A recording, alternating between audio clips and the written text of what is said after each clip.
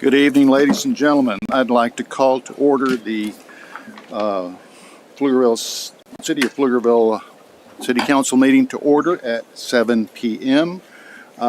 This evening we have Scout Troop 8787 that'll be leading us in the pledge, and if you'll hold for a moment of silence afterward, that I would appreciate it. Gentlemen.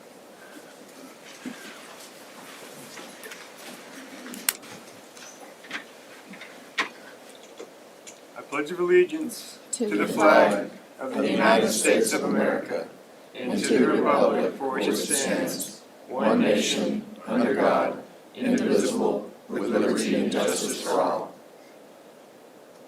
Honor the Texas flag. I pledge allegiance to thee, Texas, one state, under God, one and indivisible.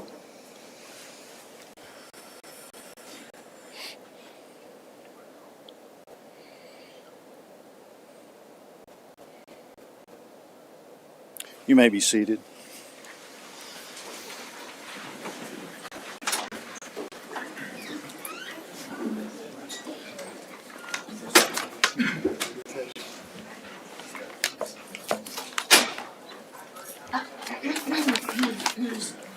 Our next item is public comment, and in accordance with the Texas Attorney General's opinion, any public comment that is made on an item that is not on the published agenda will only be heard by the City Council. No formal action, discussion, deliberation, or comment will be made by the City Council. Each person providing public comment will be limited to 3 minutes. This evening we have several.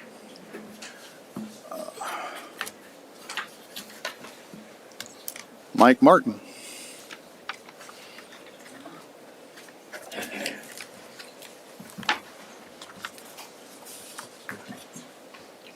Good evening, Mayor and Council. My address is 100 East Hoops Avenue, and it's about 1 block from the Old Town Pocket Park that we have a plan to expand into a $5 million event area. I have no problem with expanding this park. I live in the area, and I think that's a great idea. And I certainly don't want to be a NIMBY type person. However, I do have some concerns. This is an older area with relatively narrow streets, and I'm concerned about parking in the area, and I'm concerned about noise levels, excuse me, for any large-scale planned events. And I would seek that the council pay attention to these and be cognizant of these facts before making any firm decisions on this. Thank you. Thank you, sir. Martin Paduska.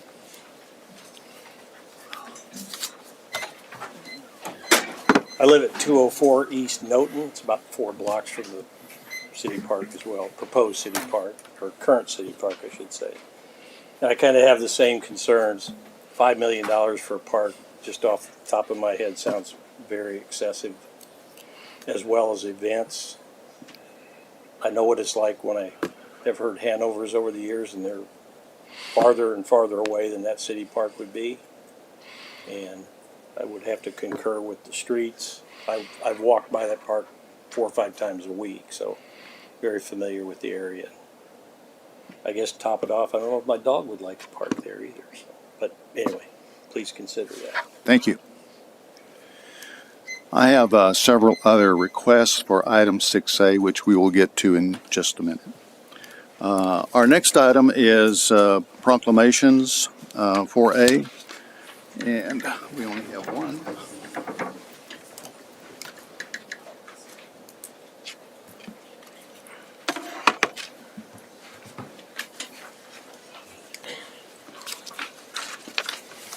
This evening I have the honor to share with you that Arbor Day was first observed with the planting of more than 1 million trees in Nebraska. It is now observed throughout the nation and the world. Trees can reduce erosion of topsoil, clean the air, and provide habitat for wildlife. Trees are a renewable resource giving us wood for our homes, fuel for our fires, and beauty for our community.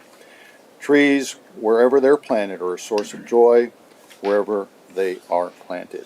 I proclaim November 8th as Arbor Day in the city of Pflugerville and urge all citizens to celebrate Arbor Day and support efforts to protect our trees and woodlands. This evening, representatives from our citizens foresters and the Pflugerville Parks Foundation are here to accept the proclamation. Are they here?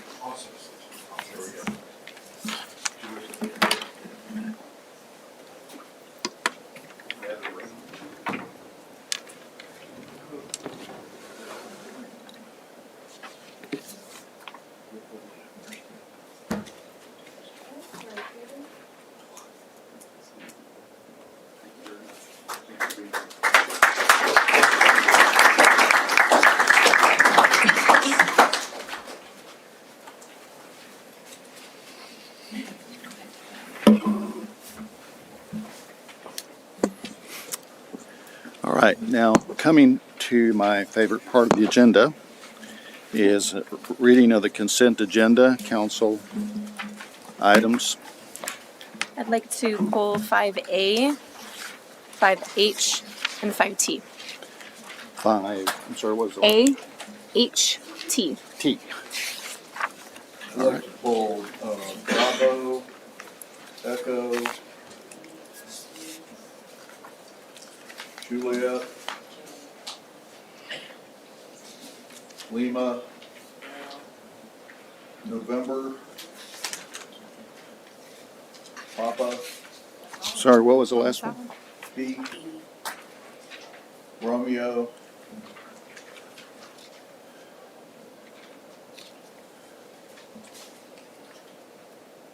Any left? and Victor, and Whiskey. Okay. Krista, you want to recall Yes, those, give me please? just 1 second. A, B, D, H, J, L,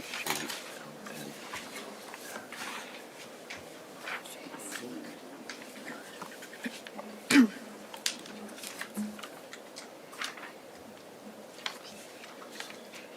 Okay, so I have items pulled 5A, 5B, 5E, 5H, 5J, 5L, 5N, 5P, 5R, 5T, 5V, and 5W.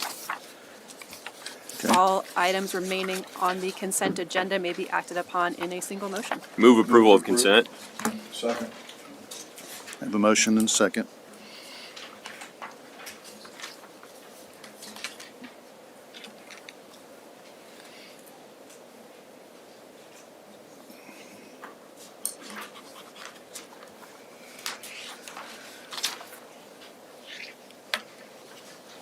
Mr. Materi, okay. Motion carried. Thank you. All right.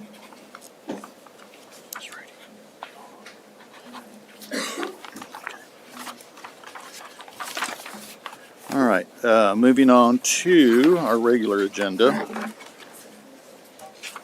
Item 6A, discuss and consider action to approve a Pflugerville Community Development Corporation Community Engagement Grant not to exceed $300,000 for the purpose of reimbursing Pflugerville area youth baseball and softball for essential repairs and upgrades to improve the Pflugerville ISD youth baseball and softball fields located at 701 Emmanuel Road, and authorizing the PCDC Executive Director to execute the same.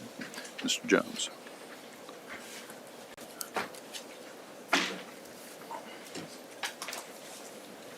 Good evening, council members. Let's see here.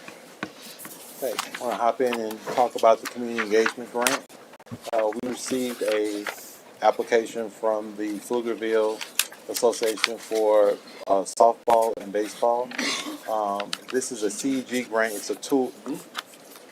Sorry. Oh, I thought you were asking a question. Sorry. This CEG is a tool the PCDC uses to promote economic development, enhance the quality of life within the city of Pflugerville. The CEG is budgeted for no more than $300,000. This is the eligible project types for the CEG grant, which are designed to fund projects that fall into these three general categories, all of which further the PCDC mission. This is the baseball and softball fields here that the applicant provided the application for. And this is the PAYBAS application highlights. They're an established community. They have an established community presence. They are focused on youth and family. They have high community impact, quality of life contributor. The concerns that we initially had when we received this application was that the Pflugerville ISD owned the property, and the board of directors did not feel comfortable approving it without receiving a letter of no contest or objection related to the project. And also, did the current statute for economic development corporations permit funding for this project? So legal took the position that in section 505 .152 for projects related to recreational or community facilities, that this falls within amateur sports, which is an allowance for this particular project to proceed under this statute. So with legal position provided to the board of directors, a letter was forwarded to the executive director, myself, by way of PAYBAS, who received it from Pflugerville ISD, stating that they had no opposition to the project taking place on the property. The PCDC board action was to approve a grant proposal for up to $300,000 towards reimbursements for improvements to the park, pending a letter of no objection. And we have the applicant here to not only add additional comments, but also answer any questions that you all may have. Mr. Jones, I do have Yes. a question for you in regard to, and I think this was covered, but I don't remember. Is the organization a official nonprofit 501(c) nonprofit organization? We didn't receive the paperwork certifying that. You have not? No, we did not receive the Was it paperwork requested? certifying that. It was not requested. And thank you for highlighting that. That is something that we need to add to the application going forward. Okay, thank you. That's a great insight. And you say the applicant is here. Well, I Yes. know the applicant is here. I'm sure. So which one of you wants to speak? I have Tracy and Rolando. Oh, Tracy, okay. Come forward. Yes, sorry. I just want to clarify that we are a 501(c)(3), and I have the information that I can give to anybody that needs that information. Then I have the number, I have that. I just don't have it printed to give to you Okay. today, but we are a 501(c)(3). All right. Is the school district aware that this is being done? Yes, and before, so we have actually been working with the school district. They asked, so there's three big things that we would like to use the money for. We'd like to use it for sewer, for electrical, and for fencing. And they actually asked us if we would mind contacting some of their vendors that they have been in contact with doing work, which we did, and got quotes from them as well. A question around the fencing. Yes. We always talk about inclusion. Is this to keep people out? What is the sole purpose of the fence? And does this particular area, is it still available to the public to use at any time just because you're putting up a fence and adding some infrastructure to this area? So we have fence there currently. It would be replacing fence. The fence that's there was the fence that was originally put in. So to my understanding, that was 1979-ish. It's when those fields were there, it's that original fencing. So it would be to replace that fencing. And then we would like to do a perimeter fence if allowed. And again, although they gave us a no objection letter, before anything is done, we will go back to them and say, hey, this is the proposed price. This is what we're doing. Do you allow this? And then we would be able to move forward if that was allowed, which they have told us that it is, but just to cross our T's and dot our I's. I want to tell you something, friend. Yes. You are one consistent and persistent lady. We have seen you in front of us so many times. You've been here. You've probably been to the school district, and you also been to PCDC. And if anything else, I think it models, the power of local government and persistence. And so I hope that the outcome is positive for you. I just want to say you are very persistent and consistent. I said, is she here? And there you are. I am here. Thank you very much. Well, Tracy, yes. can you add to this? Because I know we have people in the audience and probably watching. And while $300,000 is a lot of money, which it is, and things are not cheap these days, everybody knows that. And I know you've done this in the past, but I think it's significant for the community and residents here to understand the nature and the culture of the Pflugerville Baseball League, and from its beginning, not necessarily from its beginning, Yeah.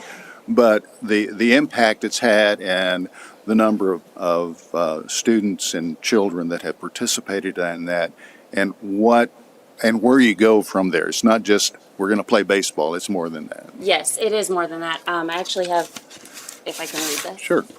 Well, first, let me start with, we are a nonprofit 501c3 volunteer-run league. We are one of the only in the area that is volunteer-run. A lot of the leagues around us get city funding, and that helps with them maintaining their fields, their trash, their water, whatever that may be for them. And so for us, everything that we do is maintained by our volunteers, which is our coaches, our families. That's how our grounds get raked. That's how it gets mowed. That's how it gets watered. That's how all of that is done by our family. And I'm probably going to call it family Sure. from now on. So we service kids that are 2.5 up to, that's what our 4U division is. We have 4U, 6U, 8U, 10U, 12U, and 14U. So that goes all the way up to about 15, because the 15-year-olds can still play in 14U. And so we have divisions for baseball and softball. So it goes from kids that are, like I said, 2.5 all the way up to 15. And it gives them a place to connect with each other. It gives them a place to connect with those people that they're going to be going to school with. It gets them active, and it gets them connected in their community. So we run our concessions, and that's how we make our money throughout the season. And then we rely on support from local businesses if they'd like to support us. But like you said, $300 sounds like a lot, and it is a lot. But to us, it is so much more than that. So if I can just read this. Sure. Okay. Right. So I just put, on behalf of PABIS, I want to sincerely thank you for taking the time to meet with us tonight and finding a way after all of these years to help support our league possibly. It truly means a lot to all of us who have been volunteering, coaching, and organizing to do everything that we can do to keep this program going strong for our kids and families.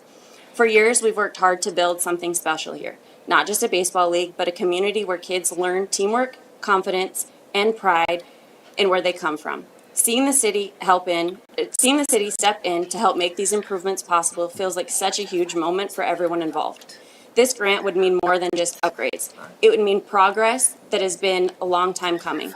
About 10 years ago, our sewer system was taken apart and pieced back together from 2 systems that were working, one broke, pieced together to make one working system again. This grant would fully allow us for that system to be properly fixed and have 2 working units again. Along with that, we would be able to upgrade the electrical infrastructure, which opens the door for new scoreboards, which, as I've talked before, we have the possibility for a company to give us new scoreboards. We just have to have the electrical up to code for those scoreboards. The lighting we fixed. I know we had talked before about fixing lights. We've got all of the lights fixed. Those were in-kind donations, and I think that also speaks a lot to our program. That's thousands of dollars per light bulb. And improving the fencing. These upgrades aren't just about looks or convenience. They're about safety, growth, and pride. They mean safer fields for our kids, more opportunities to host events and bring families and visitors to our city, and a stronger connection between our league and the community we serve. I also want to thank you for working closely with the school district and PCDC. That kind of collaboration doesn't just improve facilities, it shows our kids that when people come together for a shared goal, great things can happen. These improvements will help keep Pavis competitive with the great leagues that surround us, while keeping that hometown feel that makes our program special. When a child steps onto a field that is looked and cared for, with working scoreboards, secure fencing, reliable systems, they feel valued. They feel like their community believes in them, and that's something that you can't just measure in dollars. So again, thank you from all of us at Pavis, our board, our coaches, our families, and most definitely our kids. Thank you for your time and your partnership and your commitment to the youth sports and community pride. We're excited to continue growing, building connections, and showing what pride in our community truly looks like. So Tracy, over the years, how many players have participated in your league We have about 1,000 per year. per year? Okay. So we have a fall season. We have 2 seasons. We have a fall season and a spring season. Our spring season usually is bigger. It's also longer. It runs from January. We start evaluations. Games start in February and goes through March, and that's like our biggest season. Our fall season is our developmental season. It's a little bit smaller. However, for the last 2 years, we've had our fall season and our spring season matching numbers within 10. Tracy, how much income does that take in? I can't answer that. I don't have that information. It's enough that we pay our city. We pay our water, our trash, our electricity, and we're able to buy the concession stand stuff to sell for the next week. Then tell me about those prices. Our water is about $3,400 a month. A month, okay. I would have to look at electrical. I guess I don't actually know that. You're already looking at 3 months a season or 4 months a season 4. for each season? Yes. For spring. Yes. So you're 8 months a year. Yes. And we also have all-stars in the summer, but that's not, we don't really factor that into this. It's one age division if there's enough people that want to participate in that. Have you ever put dollar to pen regarding the volunteer time and effort? How much that would cost to? We did a couple of years ago. Our treasurer ran that, and I guess I don't have that information today, but I can get that. I know one of the people that I have can probably attest to how many. He's really good at counting it. I don't. I just live there, so I just consider that I'm there all the time. But some other people track it a little bit better, and But it'd be quite substantial. absolutely. So I have a question, because the application, you had more need than what the grant was. And you mentioned some of the things now of being covered by donations. So what is the order of priority in what you were going to use these funds for? So first, we would like to get the sewer fixed. About 10 years ago, that broke. And like I said, there was 2 units. One of them broke down. The primary unit broke down, I believe, and it was too much for the secondary unit to keep up with. So from my understanding, there was raw sewage that created quite a mess. There was a person that they worked with and came and fixed that and took the primary and the secondary apart and made the primary work again. So I would like there to be 2 working pumps again, so that we hopefully don't ever have that issue again. That was before I was there. However, I do know that it did happen, and I do know that there's some people on the school board that were there at the time that happened. They were actually on the board of. I was curious as to why the school wouldn't pay for those things if they need to be repaired.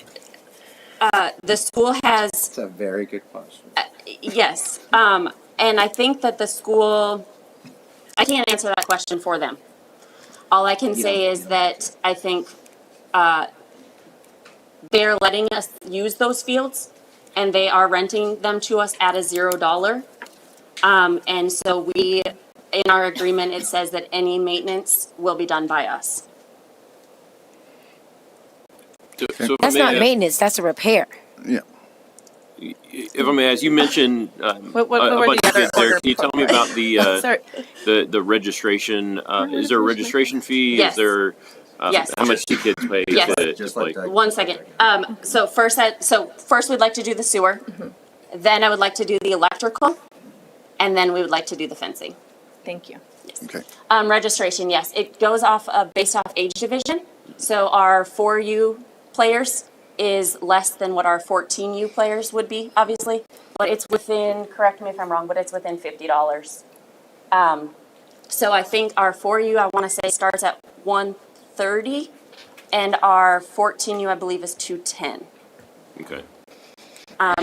We obviously have to keep costs very comparable to Hutto and Round Rock, because those are the two places that we lose to first, mainly for aesthetics. They go somewhere that's pretty to play, and if our costs are more than there, and we're asking for volunteering, and our facilities are not up to par with what theirs are, they're gonna go.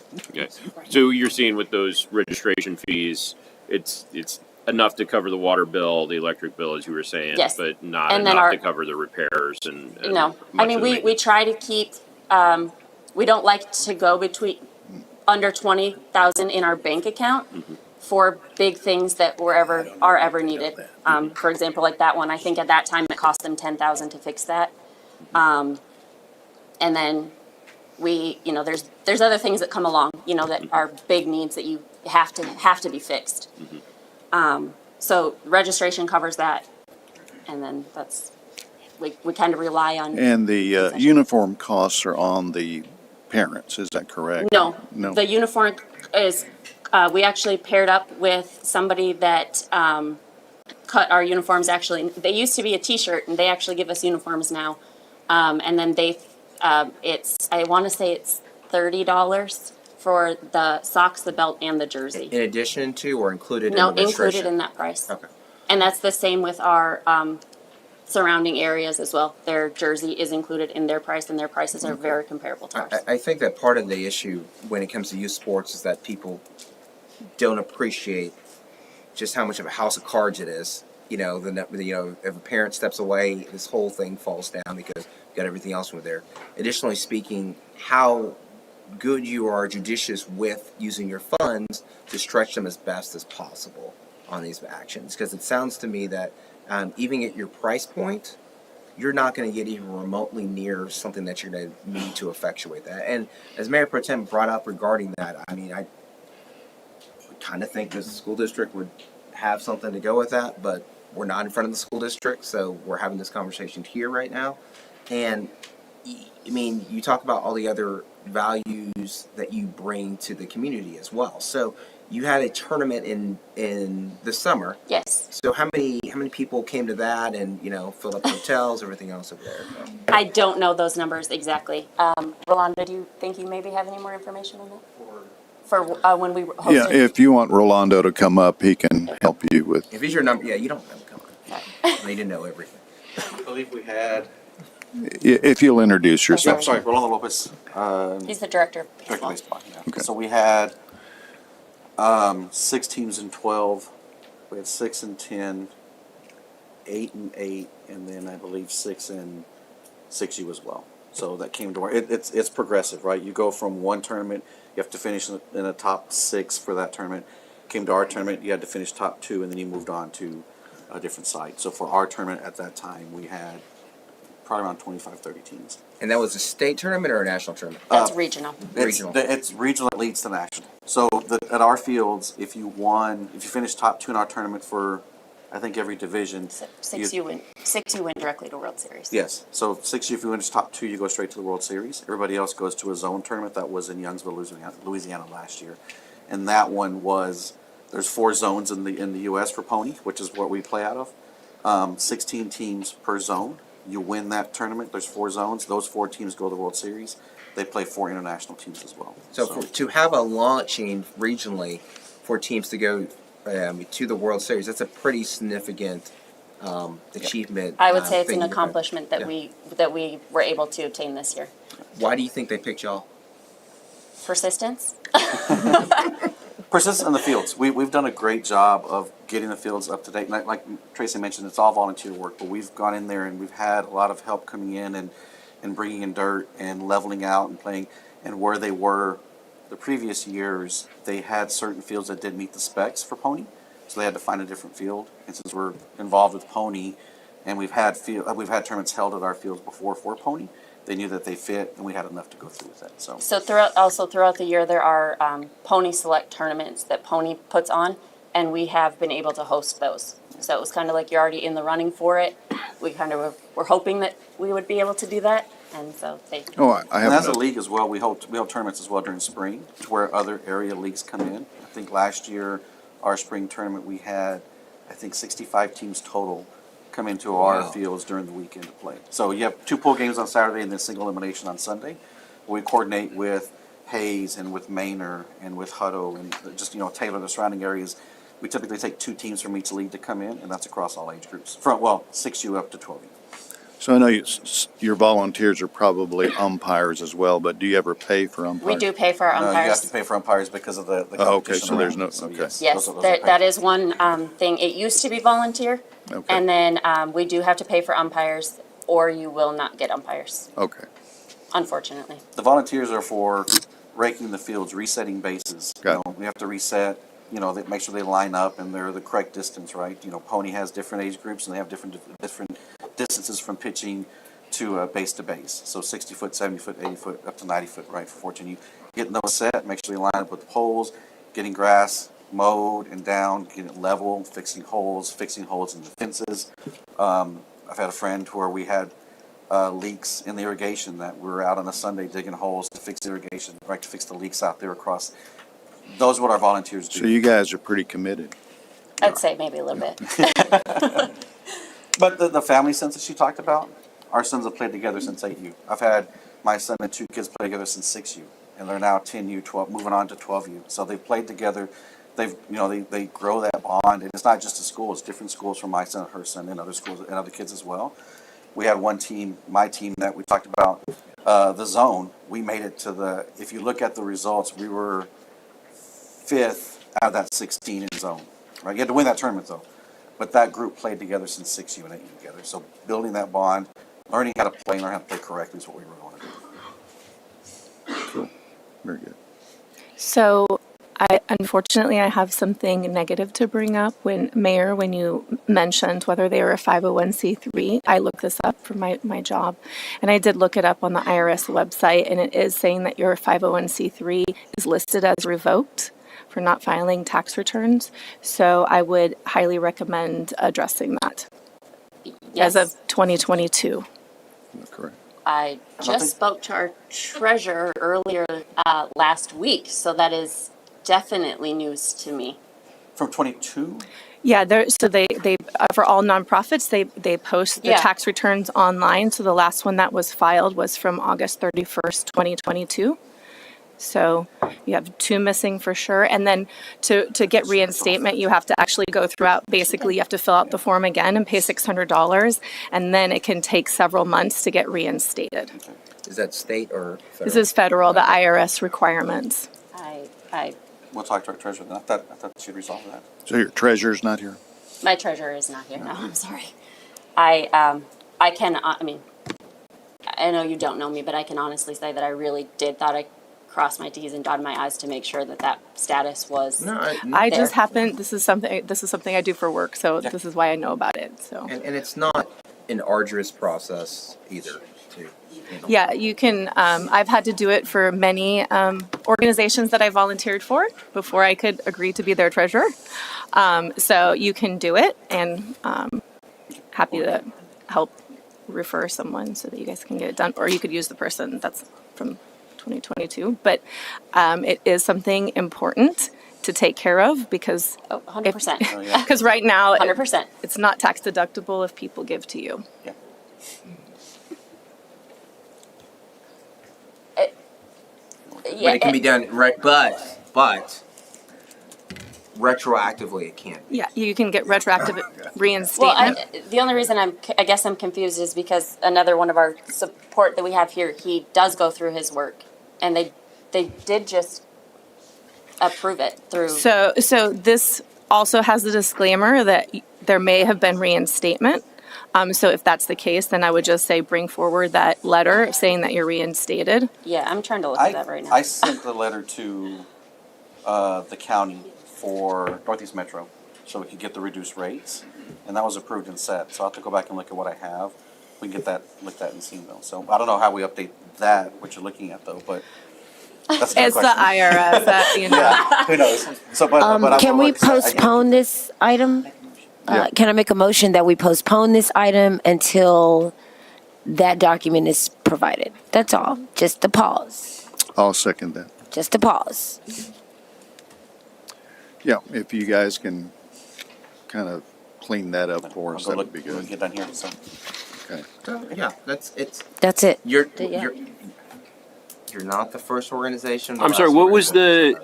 what was the date you said that it was revoked? So, again, who knows? I mean, the IRS is supposed to update this monthly. We don't know how often it is, but the revocation posting date was November 11th, 2022. November 11th, 2022? Yes, and Because I'm then, looking at a letter dated 11/14/2022 that says we're pleased to tell you we've determined That's you the are same one I exempt from have. federal income tax. Can someone so that may, show us? they the just don't have a reinstatement date. Yeah, Okay. I don't know. Yeah, let's, This is That's just what I'm saying. information. I don't know how up to I date think it we is. must be looking at the same one. Councilmember Weiss. Yes. Dated 11/14/2022. 11/14 says From Peter Orlet. Can you? we've can you- approved your yeah. request for Can reinstatement you two just- days after. Just- That's weird. just- Yeah. Especially being that the government is shut down right now. I don't know Yeah. what they're looking at. I don't know how, whatever that is. So I'm gonna have to go home and Just AI provide it, that. so, you know. Just- Okay, so we have a motion to postpone this Yeah, that's item, it. and I apologize, I'm sorry, but Do you think we can get clarity? When's our next meeting? November the, what? 2 weeks? 2 weweeks. 2 weeks. Do we want to take action pending, I or do we want to wait? I'm not gonna lie to you. Like, as long as y'all are able to show us that, and because this happens, this is not the first time. I just want to make sure the public hears this. It is not the first time or last time I've heard concerning questions about that aspect, and what you just said regarding that document. If you're able to show us that document, it's post specific date that she looked at right there as well.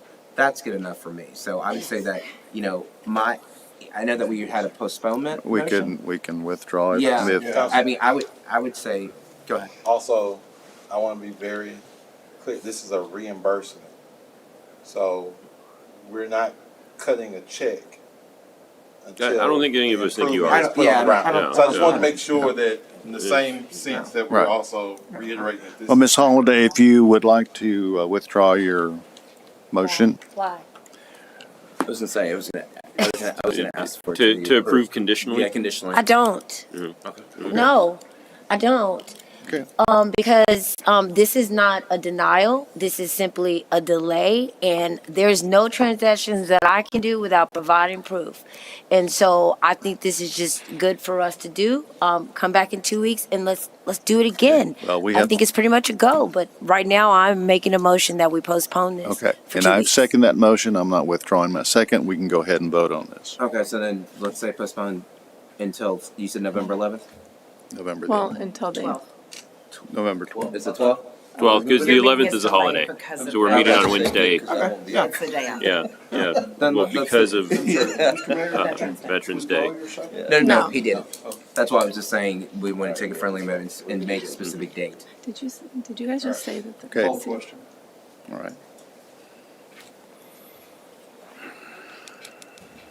I think I'm doing this right. And motion carried. So we will see you in November again, and you'll have your documents. Okay? Thank you. Yep. Yeah. Good work. It's, Wednesday next time. Our city council meeting is on Wednesday. Because Tuesday is a holiday. Veterans. Okay, moving on to our next item is 6B, discuss and consider action to approve a construction contract with Patton Construction in the amount of $10,745,101.35 for construction services associated with the East Pflugerville Parkway, Jesse Bowles Extension, and Realignment Roadway Project, and authorizing the city manager to execute the same. Mr. Dunsworth. Good morning, Mayor, or good morning, excuse me. We're good. Time zone. Good evening, Mayor, Council, Ms. Breland. Mayor, apologize for the 35 cents notation. This is item to consider approval, a construction contract with Patton Construction LLC. A little over $10.7 million.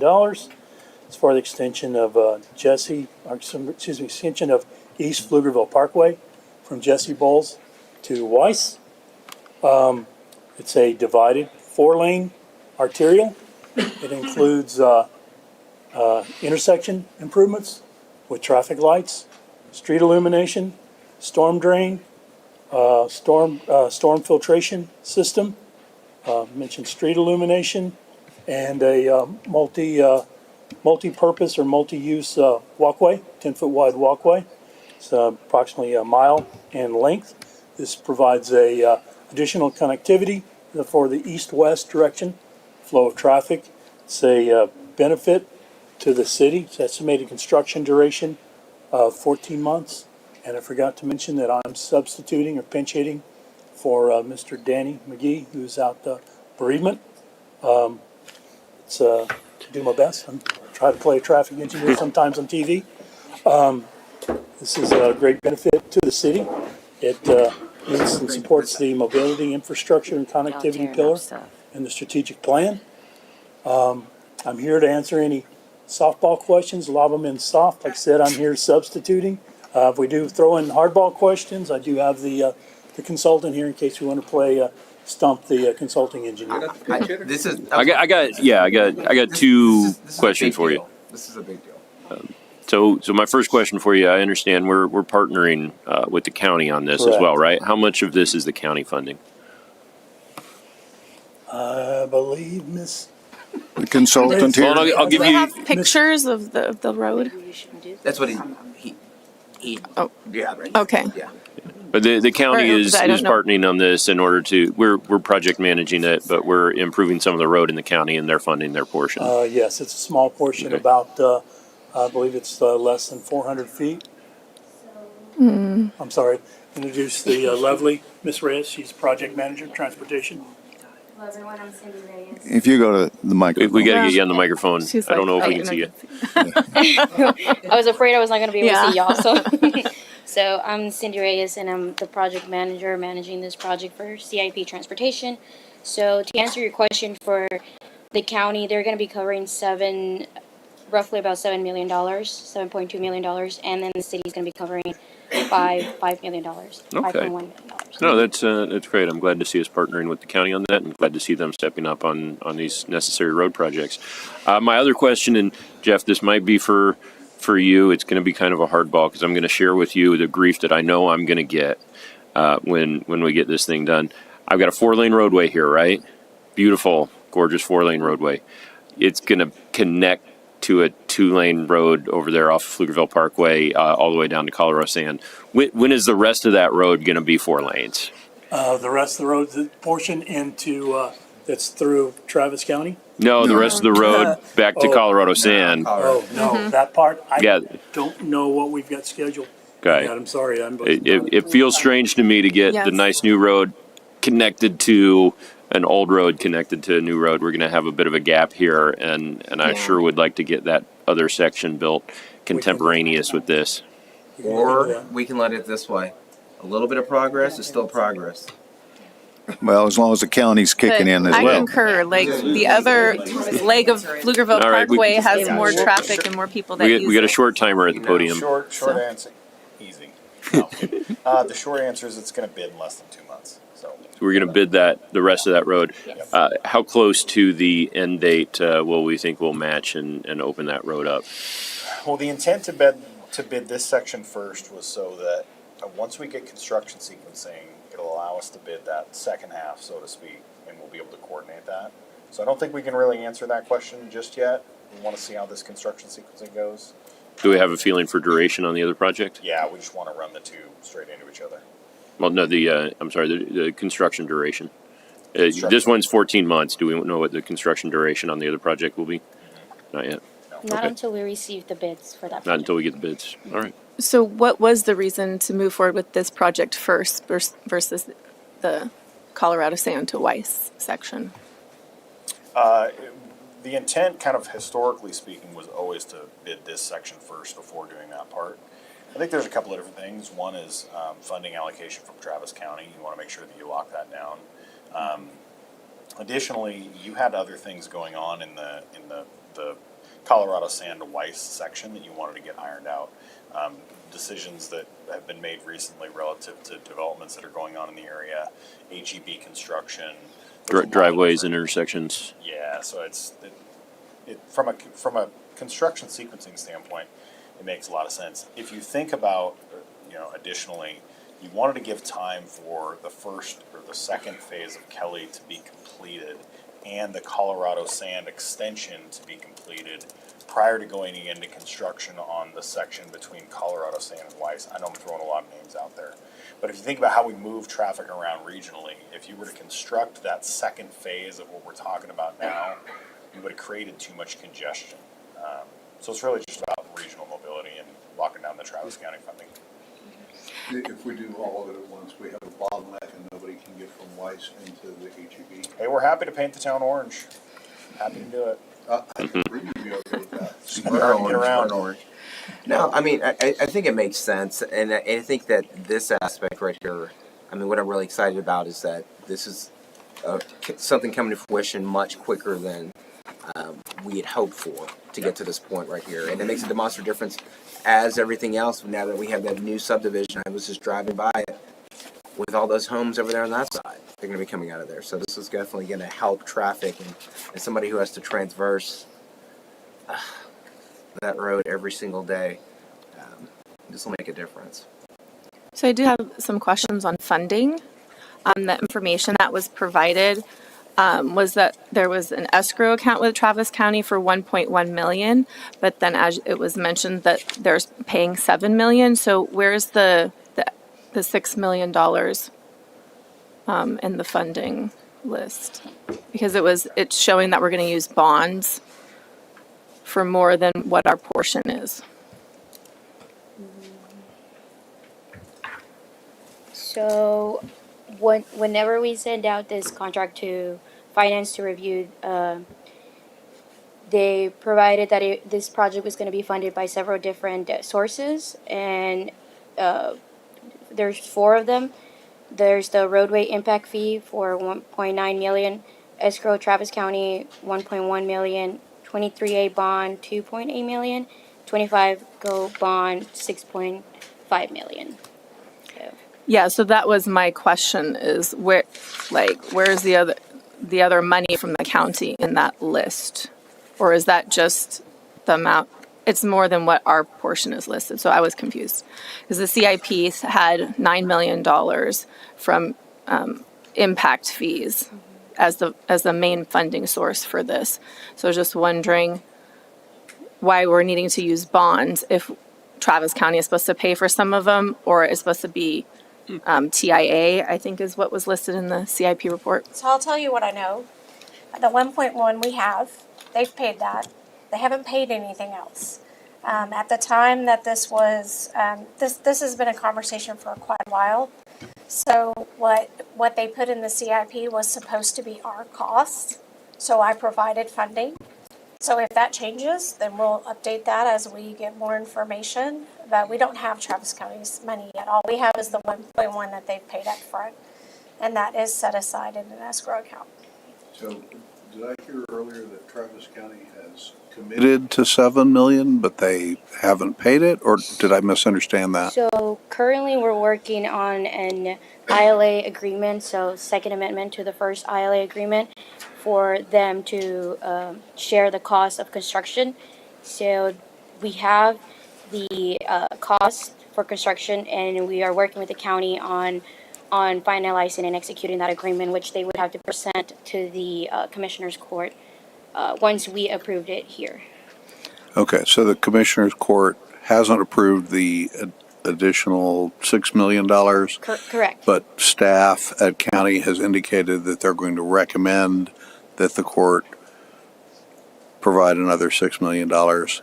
Yes, that is correct. Over the next year, over the next 2 years, what's the timeline for them to come up with that? It's approved here. Yes. Yes. So first we'll have to approve it here, and then the Travis County representatives will have to take it to the Commissioner's Court, and that would probably, depending on the timeline, we can circle back up and let you guys know when that would be. So we're approving to spend the money before we have a commitment from the county for their portion. Yes, correct. We have it's my understanding we have the verbal, but it's the issue that the county judge will not sign or execute any documents without prior approval from the Thomas municipality. is shaking his head. Well, he just said it. Okay. He just said it, but I just want to add to that point that the way that these contracts work is, if for some reason the county changed their mind after everything, we would just pull a contract. We wouldn't build their portion. That's how. Okay. Thank you for that clarification, Mr. Hunter. City Manager Hunter. Okay. Motion to approve 6B is presented. Second. Have a motion and a second to approve 6B.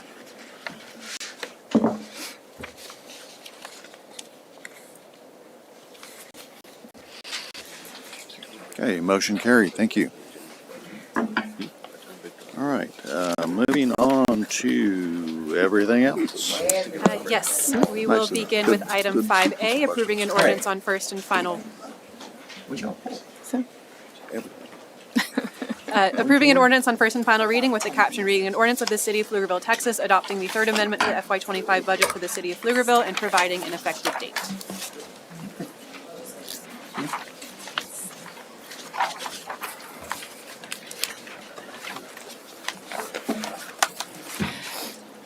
So I pulled this because I'd like to see the presentation and I had some questions.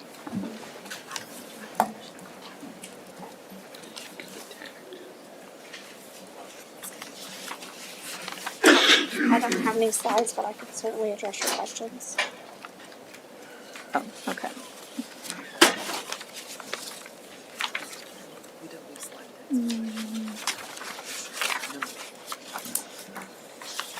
Okay, so I had questions about the impact fees of 6.3 million for the water and wastewater fund, and about how those funds were going to be used towards the debt service payments and what has been borrowed on those projects, what those projects are that resulted in the impact fees, and then what has been borrowed to date on those projects. I don't know the projects. I evaluate the revenue based on what projects we've assigned to use impact fees for. And I look at how many impact fees we've received in the particular service areas and see if there's anything that we can pull out and set aside for debt. So we're trying to do both. We're trying to use impact fees towards debt and also try to fund projects with them. So after the evaluation of what we received in fiscal 25, those are the amounts I came up with that we would be able to set aside for debt service. I would say the biggest projects that the debt is paying is the water treatment plant and the wastewater treatment plant. Oh, no, I meant what were the projects that generated them? Okay. I don't. I mean, we get money from a lot of different payers. We know that they were in that particular zone, though. Right. Water doesn't have a zone, so all water goes towards whatever. Because all water infrastructure is regional. Correct. What we are restricted to is we have to pay debt on projects that are in the study. So that's why it's very easy to point out the water treatment plant and the wastewater treatment plant. There's plenty of debt on those projects in order to put that impact fee towards. Okay, so if we can use the impact fee towards those projects and it can be used to pay the debt of those projects. In the responses that I received, it was said that it couldn't be used for 2026, but there is debt in 2026. I said it might. I have to look at what debt payments we'll have in 26. It may flow over to 27. It has to be specifically used for those projects, though. Okay. It will be earmarked and set aside for debt. Okay, thank you. just my other point is on some of the other budget amendments that are related to variances and expenses. In general, budget amendment, or I think of budget amendments as, or the budget is what we told the public we were going to spend. That was what was used to set the property tax rate. That was what was used to set the water rates.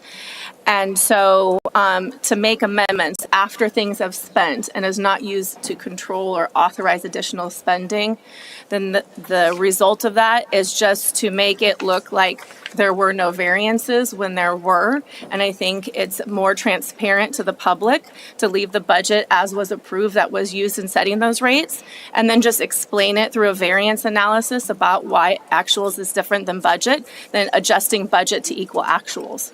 I feel that's less transparent, so. Duly noted. Thank you. I make a motion to approve. Sorry. I've got some questions about A as well. I'd like to come up. First of all, I see we have a very large change in public works and engineering due to vacancies. I'm curious what's going on there. Are we short staff? Have we filled those staff positions? Is this related to this budget amendment? This is it. This is Exhibit A to the fiscal budget amendment. Yes, sir.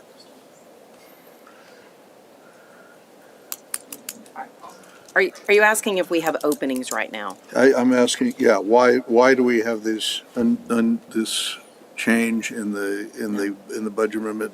Did we have trouble getting people? Did people leave unexpectedly? Do we have are there currently openings? What's going on there? There's a few questions. I don't think it's anything out of the normal for a turnover. Brandon, do you have any comments? We haven't had any, overall, both utilities and transportation haven't had any large amounts. We've had some turnover, but it also takes a while to fill positions for engineering. Right. Currently, there's not a lot of vacancies right now for engineering. Transportation's fully staffed, and we had 2 recent vacancies that went to the private sector that we just filled 1. So right now we're 1 entirely. Okay. I know in the past we've had trouble with filling vacancies in engineering. I just want to make sure that's not recurring. No, sir. Okay. The other question I have is about wastewater, or I'm sorry, water, not wastewater. Apparently, we're spending $1.4 million to buy water from Manville. I thought we had plenty of extra water. So we've had, and I'll have to go back and look at the contracts. We've been buying and selling from Manville for 20 years, 30 years or so. Those contracts date a very, very long time. Those are contractual. I'd be happy maybe a lunch and learn to teach y'all about those contracts, but those are very, very old and very needed contracts. Okay, so I thought we were selling water to Manville. We do both. It's very exciting. We're buying and selling. We do. It makes to the zero same sense, people. but no, I'm just kidding. To put it in perspective, I'd like to learn more about it essentially passes through our system. We help Manville connect. So they buy some water from us for one part, and we buy water from them for another part. Mm-hmm. It balances out, y'all. It's Roughly. fine. Yeah. So it's been researched and for many, many years. if this is an ongoing contract, I'm just curious as to why it wasn't in the budget originally. It is under the line item of contractual, so it's in the budget. So then, what is the 1.4 million for then? You want to explain that one, Brandon? Yes. The long and short of it is yes, we buy water from Manville. Last year we had early discussions with Manville because they were in 2 different positions. They needed water because they don't have any, and so we offered to get out of this contract so we don't have to pay Manville for water. We reached the olive branch, sounded like they were moving that way, so we're like, this was during budget time last year. And when about 4 months later, August, September, when y'all were approving last year's budget, they said, actually, we don't have water and we don't have money, so we need you to actually keep this water contract and keep buying water from us. We're cleaning that up. Yeah, we're cleaning that up. Normally we would have, but at the time we were making the budget, we thought they wanted their water back. So we were going to not have that cost on our budget. So you were in flux when we Correct. were preparing the budget, and that's why there has to be a budget amendment now. Okay. All right. Which, Brandon, is not atypical when it comes to dealing with water. Those are my questions. Call the question. All right.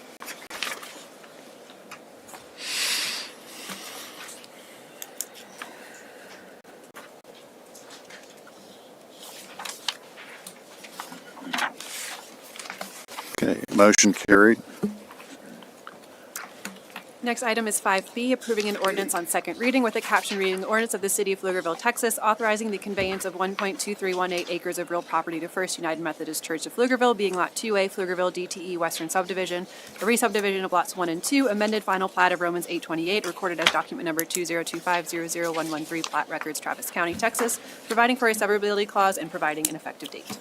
Okay, I pulled that. I don't have any questions. I just wanted to thank staff and everybody involved for making this happen. I think it's a really big deal, and it's a great cooperation between the city and First United. And with that, I'd move passage. Second. Have a motion and a second. Thank you, Jesus. Actually, you need to thank Romans chapter 8, verse 28. Romans 8:28. Wait, Mr. Did Caesar leave? Oh, These are all good questions. Yeah. I don't know. Okay, sorry. Next item is 5E, approving the procurement of utility fleet vehicles in the amount of $745,927 and authorizing the city manager to execute the same. All right, so I understand that about half of these vehicles will be for new hires. One of the late model vehicles has got high mileage, but it's not clear to me what the mileage is on the older vehicles, and I just want to make sure that we're holding on to still functioning machinery rather than trading it in early. So. Do we have any idea what the mileage is on So we those have a fleet 2013 vehicles? replacement policy that I will share with council that's been adopted for many years that we abide by. And we're also very conservative on it. It's not like we're wanting to buy newer cars. We try to hold on to vehicles. So I don't know if anyone in this room has that mileage, but they all are in accordance to an approved fleet policy. And I'm extremely confident it's time for those vehicles to go. So you would not bring us, but for the policy and the applicable mileage, you would not have brought it to our attention. We have never just bought new cars for. Does the policy specify mileage as well as years? And we go on hours of use because a lot of our vehicles are based on hours. We Right. also take a deep dive into how many times they've been in the shop. And if we have return, kind of like you would do your own car at home, is how much are you willing to put into it versus sell it. But these were past their useful life and in accordance to policy. Okay, all right. Well, in that case, I move to approve. Second. Motion and a second to approve.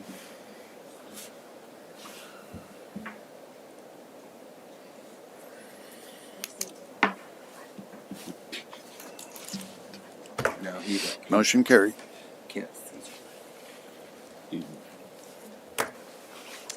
The next item is 5H, approving a construction contract with G2CSI for the decommissioning of the North Stand pipe in the amount of $390,000 and authorizing the city manager to execute the same. So I pulled this because I just wanted to understand the reason to remove this item, and what negative or what's the negative of leaving it as is. Brandon would love to answer a water question about why you decommission under state law and remove standpipes. Go ahead, Brandon. I thought you weren't going to give me that chance. I can answer it. So there's a lot of different reasons why you decommission water wastewater facilities. One is the risk and liability of a facility that's online, and you keep the insurance for it, right? So we have to keep insurance on that in case there's an incident. I don't know, handrail flies off in a storm, and then it's a vehicle. So insurance liability. Attractive nuisance. Attractive nuisance. Attractive nuisance. But you also have to still maintain like the coating system on the outside. If you're going to put water into it at any point in time, you have to require there's TCEQ requirements that you have to do for something that is on your water system or connected to your water system that you'd have to maintain. So it's not just risk insurance, it's also potable water system for being still connected to your water system. You have to maintain it in the same way. So what's the total cost every year to keep it in place? So if we have to recoat that tank to make sure, you're going to spend a few $100,000 in recoating that. The last time we did a coating rehabilitation, well, you have a coating rehabilitation that was on the agenda. That was about $360 $70,000. So this one would need to be recoded if we Pretty soon. didn't If we're decommission it if we're not entirely. gonna, correct, yes, sir. Needs to be recoded today or 6 months You're from within now probably or a year or You're 2 within years? about a year or two. And I mean, 370,000 is for a concrete tank. This is a steel tank, so then you would also have to take in mind that you have to do steel repairs, welding repairs, those kind of things too, which can drive up that cost as well.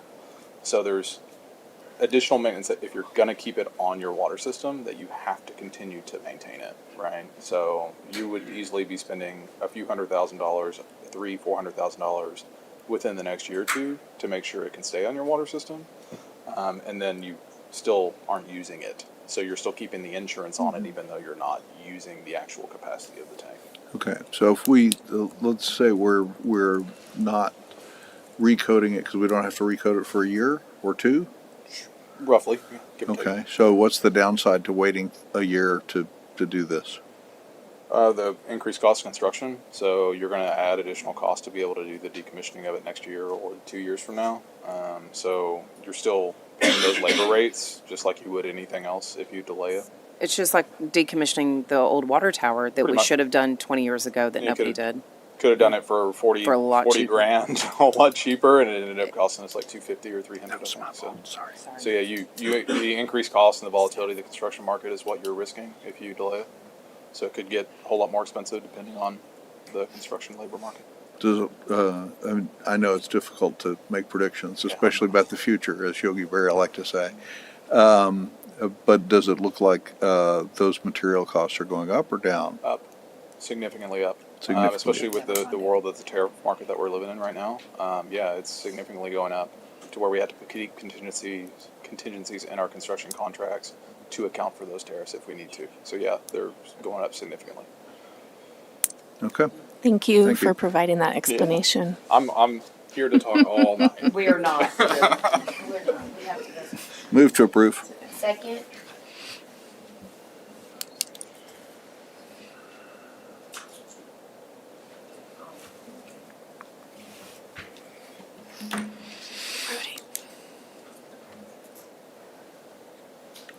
Motion carried. Next item is 5J, approving a usage reporting and disconnections contact with Texas Water Utilities and authorizing the city manager to execute the same. I'm sorry, I got my questions answered on that, and I forgot to mark that off my list, so I move to approve 5J. Second.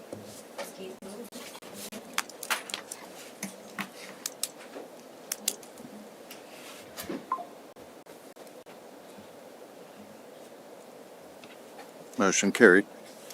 Next is 5L, approving a professional services agreement with BGE Inc. for the SH45 pump station and ground storage tank project in the amount of $941,064 and authorizing the city manager to execute the same. So I think this is probably a Brandon question also. Oh, No, engineer. okay. Why now? You've heard me, my spiel numerous times before. Construction prices are only going to go up. Best time, most affordable time is to build it now. Certainly in our world of tariffs, construction costs are going to go up, materials are going to go up. It's better that we start now. We are, I guess, primed to beat development. There's a number of developments proposed on the north side of SH45.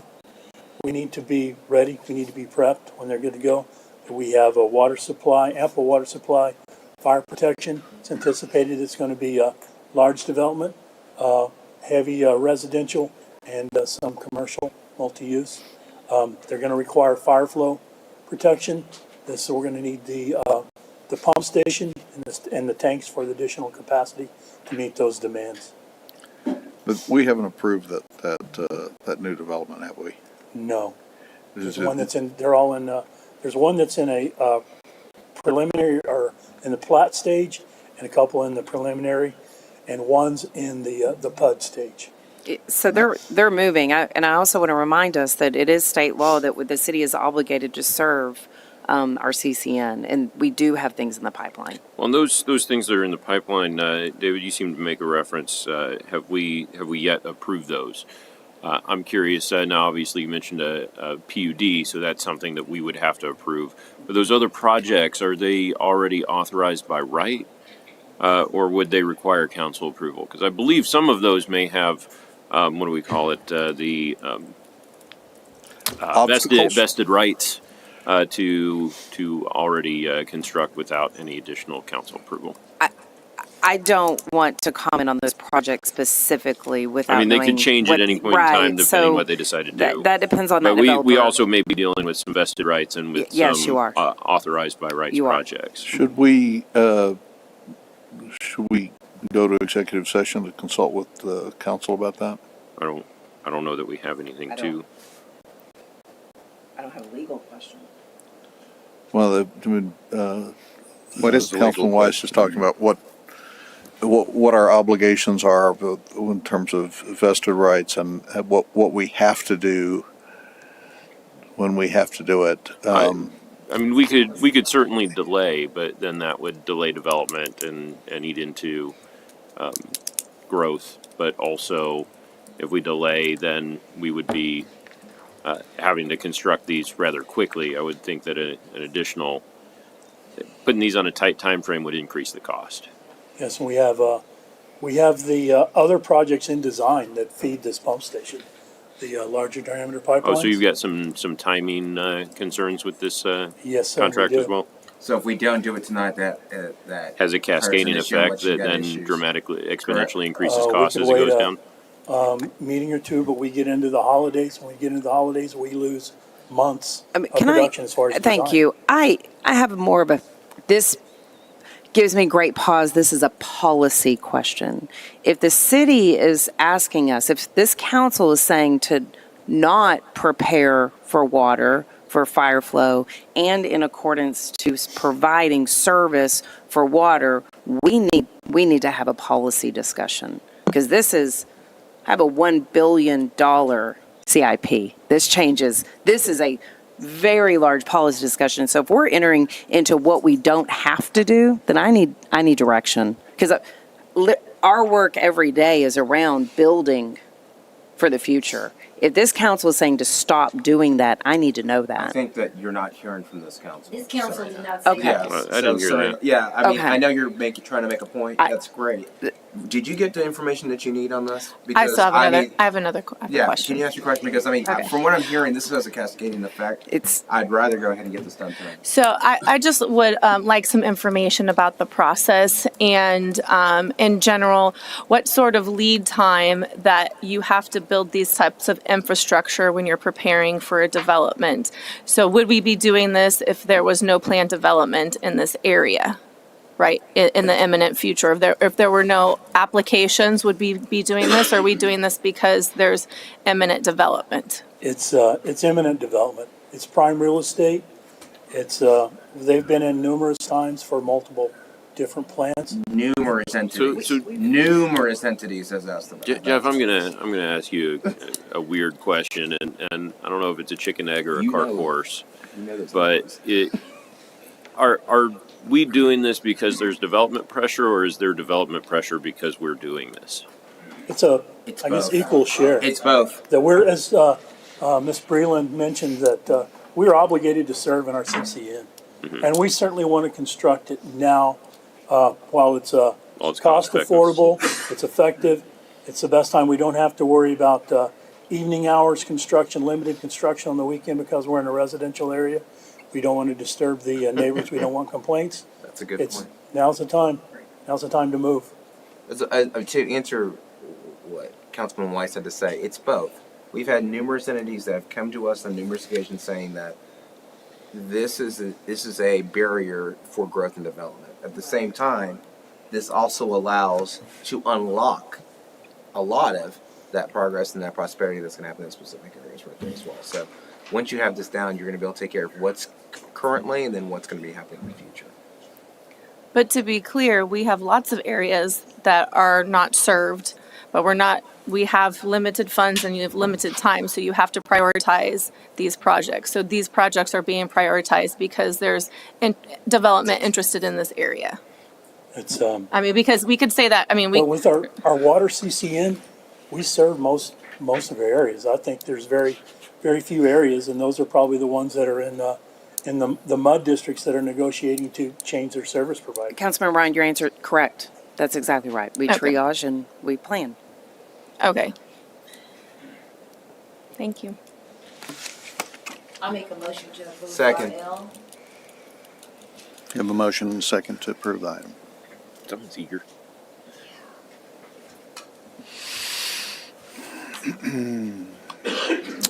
Motion carried.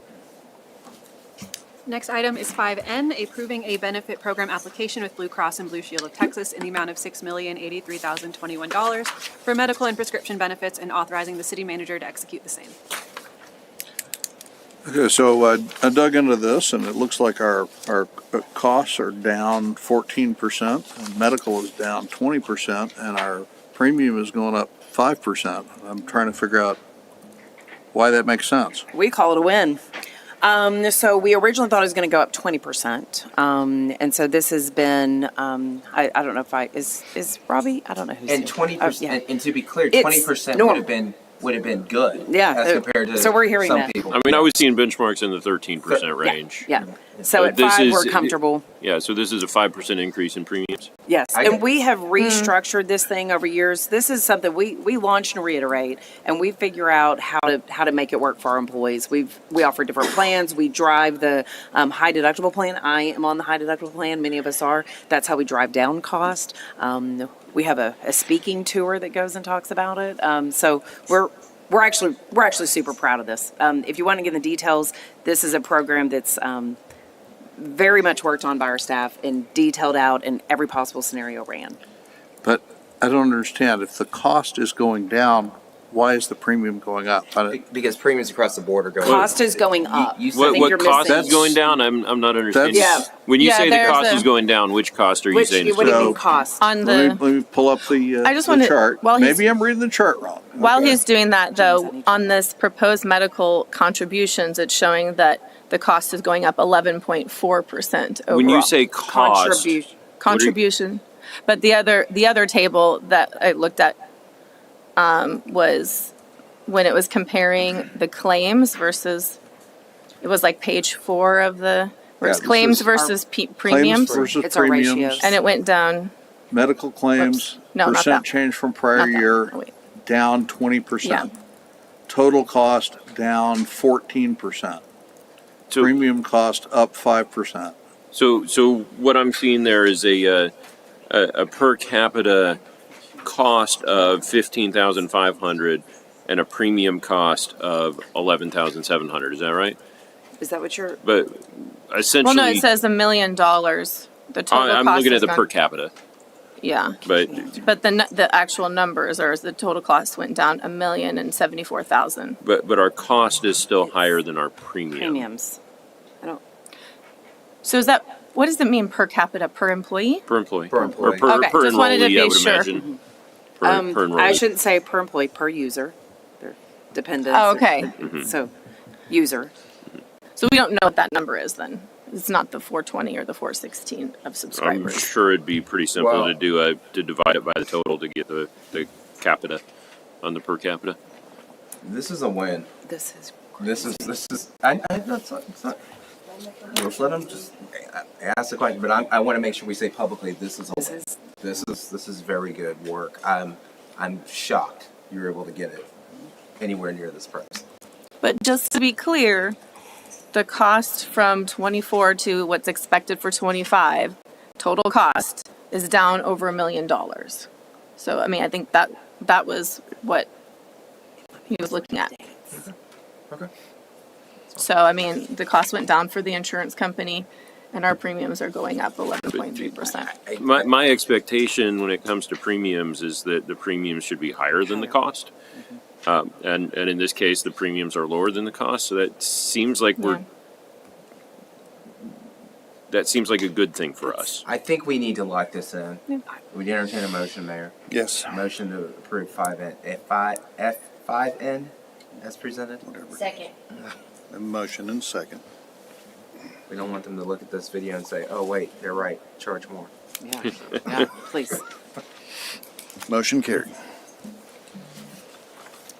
The next item is 5P, approving Addendum A to the Williamson County Care Coordination Team Memorandum of Understanding and authorizing the city manager to execute the same. Okay, so I'm not very familiar with this plan, but from what I'm looking at, this is a care coordination team that is aimed primarily at juveniles who are victims of sex trafficking. Am I reading that wrong?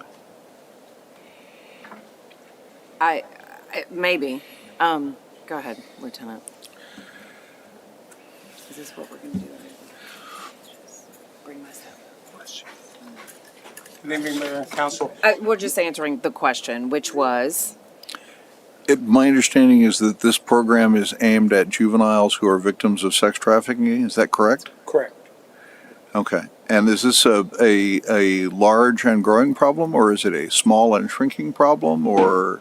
My answer, working as a detective, sir, one is a huge problem. So if we impact one child's life, we're making a tremendous improvement in that child's life going forward.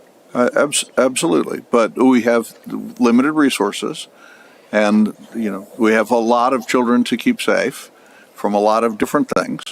I want to make sure that this is the best use of those resources in terms of, are we better off putting somebody, diverting the resources required to work with this team as opposed to having, more patrol people. So we would only be involved with this team if we had children that had active cases on this team.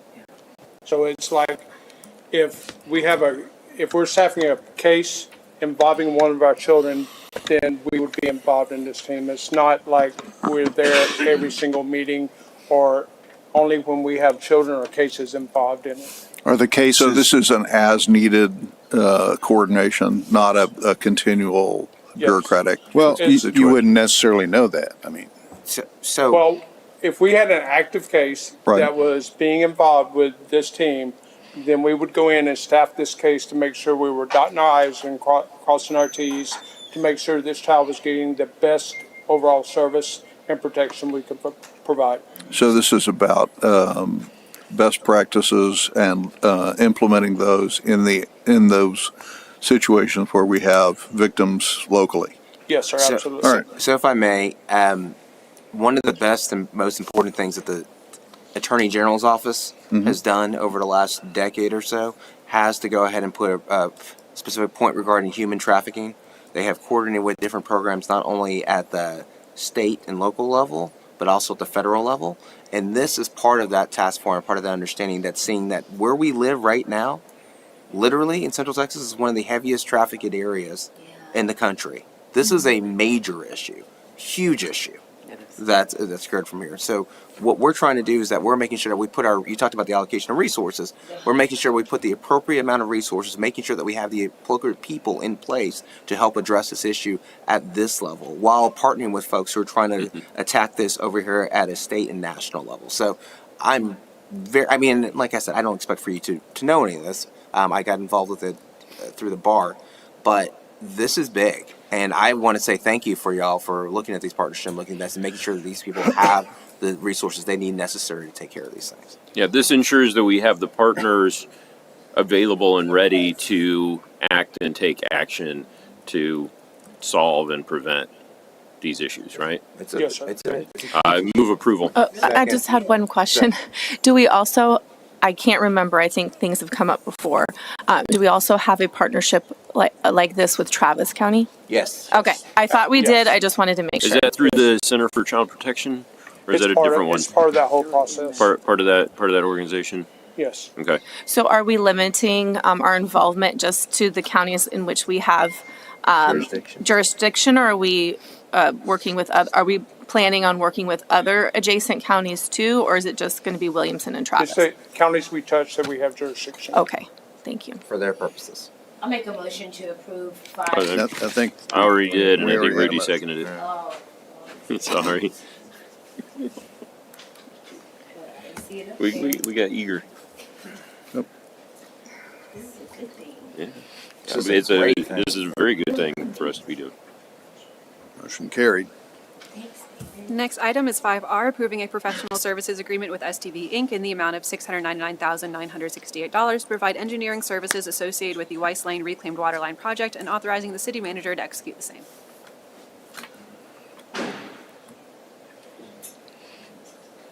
Do you have a question?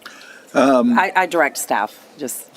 I just wanted to know where we are connecting to the reclaimed water line, and is this just purple pipe, or are we looking at something beyond that? This is the Purple Pipe project. It connects, extends from, our only customer currently is the Northeast Our National park. Park. Yeah. Right. This is going to renew a lot of that pipeline work, upsize the pipe to provide more flow, more adequate pressure through a larger service area. Essentially, it extends from the central wastewater treatment plant across 130. We cross Pecan. A portion of the reclaimed line goes to 1849 Park. This line continues north at East Pflugerville. No, it's Pleasanton. Pleasanton. Pleasanton, and moves north. It's going to give the potential to connect with other heavy, large irrigation users. It's Weiss High School, the Lake Pflugerville Park, other HOAs in the areas that have the beautiful grand entrances with all the floral and grass. It's a benefit. It conserves our precious groundwater. So tell everybody, says all of the affordable groundwater has been allocated. We have a few options as far as extending the useful life of our water resources. We've got education, conservation, reuse, and decel. Reuse is a major component. This takes the heavy demand off our using irrigation or potable water. It will extend the life resources of our water and our current infrastructure. So Jeff, I always think about this in terms of electricity, right? The hottest day of the year, the grid's under a tremendous strain, right? We're using all the power in there. But if you add solar, well, then the sun takes the strain off. In this case, we've got water, and during the summer, everyone's watering their yard to keep their grass green. So if we can take the pressure off of our water system that's being used for irrigation, we take a tremendous amount of pressure off of our drinking water supply. And so we're using that reused water to water the grass out of the park. That means we've got more capacity and we need less headroom at our water treatment plant. That saves us a tremendous amount of money on the overhead, doesn't it? Correct. And it takes the peak off the system curve. The TCEQ requires that we have to produce above that point. So if we can level that production curve, flatten it off with irrigation with our reuse water, it's a benefit to us all, certainly in the long run. Gets us out of a whole lot of regulation, doesn't it?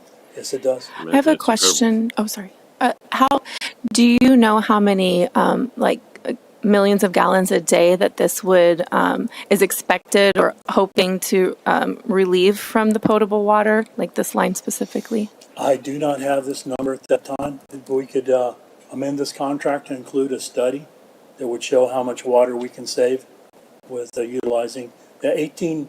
I think Brendan has the numbers in the back of his head. The 1849 park is a huge draw on the potable resources. Well, and unfortunately, it's not our water. Let me pause you there, because 1849 isn't our water. We're paying someone else for that water. Yeah. So, but if we can provide our own water, that's going to save us a ton of cash. Not just So is that what this line is it's going to do? It's one of the projects is 1849, Yes. connecting to 1849. And I'll include in the weekly, we have adopted a reclaimed master plan we've been in the works for years on this, and I'll include that in the weekly for y'all's education. I was about to say this is about 7 or 8 years in the making, because we made a policy decision years ago regarding purple pipe, specifically for us to be able to go ahead and use the actual reclaimed water literally, and we said, okay, one of the best places to do it, start doing our parks. Where we can save the most money, make the biggest difference. Because it costs a lot of money. Like you brought up NEMP, across the street over there as a potential partner. Even when you have fake grass. What is that called? I'm Turf. so tired. Artificial turf. God, I need to go to bed. Yeah. I mean, you Yes. got you have to water it. You water turf? Oh Yes, you yeah. do. Oh yeah. Got to maintain the dirt. Yeah. You gotta water What? turf. Oh my goodness. Yeah. Yeah. So great So- move. Motion to approve 5R as Second. presented. I don't even know what's coming out of my mouth. Thank you, Jeff. We'll get there. Don't worry.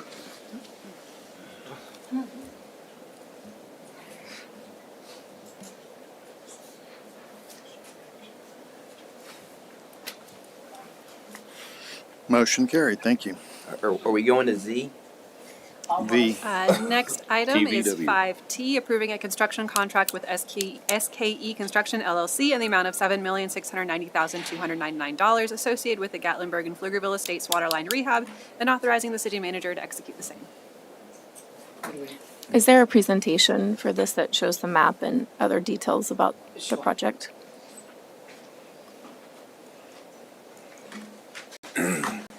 I'm giving you another chance, Brandon, to I'm here present to us. I will talk about water. So to give you an idea, the map you see on the screen here, that's the map of the areas that where the water line's going to be replaced. The area in Gatlinburg is all what's called asbestos cement pipe. Both areas are about roughly 40 years old. The existing pipeline is. Asbestos cement pipe, too, also should be noted, is a hazardous material, so it has to be disposed of in a hazardous waste landfill. And when we go to repair those lines, that means everybody has to wear Tyvek suits, respirators, whole 9 yards. I mean, it's got asbestos. It's got asbestos. So if you've ever seen those commercials, right, that do lung damage. Mesothelioma. Yes, correct. So, but the area is the Gatlinburg area on the east, and the two remaining streets in Pflugerville Estates in the red outlined area. So in general, what's the life expectancy of this different type of than was we used before? So this is what's considered butt-fused high-density polyethylene. So gas mains, typically you'll see those where they fuse them in the ground so there's no joints. 4 years is normal lifespan of any kind of pipeline. The benefit here is there's no joints, so you don't have the recurrence of leaking. So at a minimum, we're expecting at least 40 years out of this life. So 40 years and a dramatically reduced maintenance for the term. Dramatically reduced maintenance, dramatically reduced water loss overall, which is what Texas Water Development Board looks at when they're looking at if they're giving you a loan. So the lower your water loss number is, then the better you score for any type of. And we don't have to wear Breaking Bad suits next time we replace it in 40 years. Correct. And the asbestos cement pipe is no longer industry standard, is that correct? No, sir. And how long has that not been industry standard? The industry generally moved to PVC in the 90s. So a lot of the 90s you'll start seeing more PVC pipe when it was more ubiquitous. So we only have a few neighborhoods that have this kind of pipe in them? Correct. The 80s were the boom of AC pipe, because it was ductile iron originally for wood, ductile iron, right? And ductile iron moved, but then AC pipe was a cheaper option than ductile iron that most municipalities in the 80s moved to for private development. And then when PVC came around, it became a more cost-effective solution in the 90s. So quite literally, last time the Cowboys won the Super Bowl. Hey now. That right there as well. Do we have? Do we know of any other asbestos cement pipe in the area? What's the condition of those, if you know? So you're looking at what I always call the Saxony area, which is west of 685, north of Pecan. So that area, kind of in that area between there and where the Walmart is, that general neighborhood, is asbestos pipe. And there's one trunk line that runs north of Gatlinburg, but that's the remainder of what we have for AC. And are those areas on our CIP for replacement? We have them or in our water master plan? We have them as rehab projects. I'd have to double check the water master plan, the updated water master plan. I believe we have allocated funding to do that work. Okay. I don't know if we call them out by neighborhood, but the intent is to do waterline rehab. Now, so that's already included in our cost estimates and our plans. Yes, sir. And the vernacular for rehab doesn't necessarily mean that we're rehabbing it as opposed to replacing it. Correct. Okay. It can mean a multitude of different options depending on what you're wanting to do. Some options are you're directionally drilling a pipe. Some of it, you're pipe bursting through it. It just depends on what you're doing. Well, I'm glad that you guys are getting this, identifying it. It makes the public safer. Mayor, I also wanted just, if for anyone who's watching to know that in those neighborhoods that improvements are coming. It's not just new stuff, it's rehabbing our existing. yes, ma'am. Mayor, would you change motion to approve Please. 5T as presented? Second. Two more.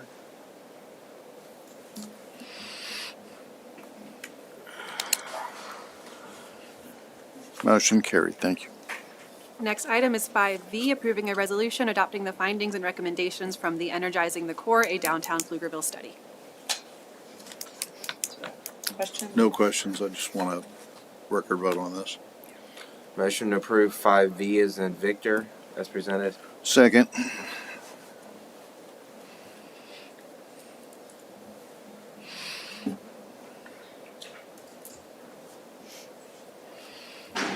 Motion carried.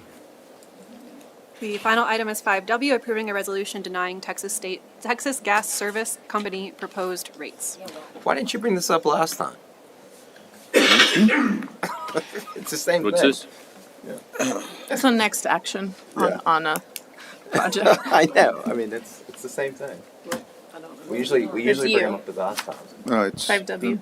I'm okay. just trying to understand Rudy's question. Oh, okay. Well, because I mean, we know this is always an issue. It's procedural. Yeah, At yeah, this yeah. point. Like so, No, and it was on last time. So I was like, well, usually is he here? Our guy? No. I mean, that guy usually does the electric and Atmos. Okay. Does the same guy do that? So Yeah, he does. He makes good money. I bet. let's get a brief presentation for the 5 people who are watching. So there is no presentation for this, but I can answer questions if you'd like. The report. Okay, why are we doing this? Why are we denying Texas Gas Service Company their proposed rates? What's the effect and what's the cost of doing that? There's no cost to the city. The Texas Gas Service reimburses any legal costs for the outside legal team who does this, and this delays rate changes for the consumers of Texas Gas Service. Texas Gas Service requested this. Is that correct? No, this is, we have a law firm. Law firm. Yes. Their So names- my understanding. You want to explain Help that? me out here, Trista. I want to make sure I understand by approving this, it's going to delay any rate increase, and typically this then goes to, I think, the PUC or some other governing body. Correct, yes. And- Texas Gas and- Service has will present it to the Railroad Commission. Do we have any? I'm putting you on the spot. I'm sorry. Do you have any data on how these things typically go? I think normally these hearings typically result in a reduction from their original request. I don't have that information, so I'm. So no, because he's exactly right. So for years we used to, every time he was here, we'd bring it up, talk about it, and essentially what he does is that he packages all these entities, municipalities together. So then when he gets down to go argue it. commissioner, he can say, hey, listen, all these people are saying no, let's negotiate. So then he negotiates something that's smaller than what it is. Collaborating. Proposed with that. It's still going to go up, but it's not going to go up as much as it was before. I mean, that's the goal. Yeah, and so, that's why I asked you, why didn't you bring it up last time? Because I was like, we've done this, and it's frustrating. For It's a way to save everybody. our citizens money from before. in the short term and the long term. And I'm just, It's okay. I have an What's the- informational question. I mean, the value is this lawyer gets paid. The lawyer but gets do paid we and our really get citizens any save money. benefit for our citizens? I And mean- his legal fees get rolled into our rate costs fees. later on. They do, but if we didn't pay those legal fees, then the rates would go up even more. Would they? Yeah. Based on the request, they would. I guess but the we'll request see is how successful he is. factoring in the fact that this is going to happen. And it happens over and over again every year. So It does forever. So how about this? This time around, let's go ahead and see what was proposed, and then what actually comes out of this. And then we have this discussion next year.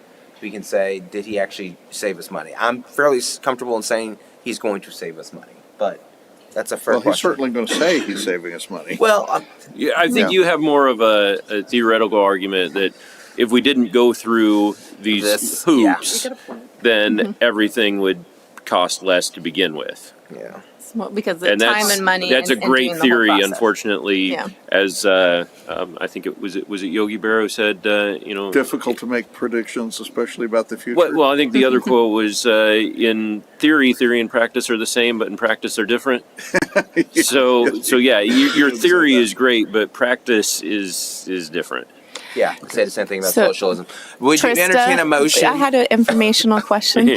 Do we know how many different gas companies operate in the city limits? Because I don't have Texas gas service. Is that something you can bring to us I don't know. on Friday? Okay, I was just wondering. That's a great question. Because no, it's a great do, question. This do is all, does Sorrento or Atmos come up Carmel, I at two? Yeah. Great question. Mayor, would you entertain a motion? Please. Motion for 5W as presented. Second. It's a good question. I'd love to see how many people. I know. I'm like, who's fighting for Atmos gas to keep it down?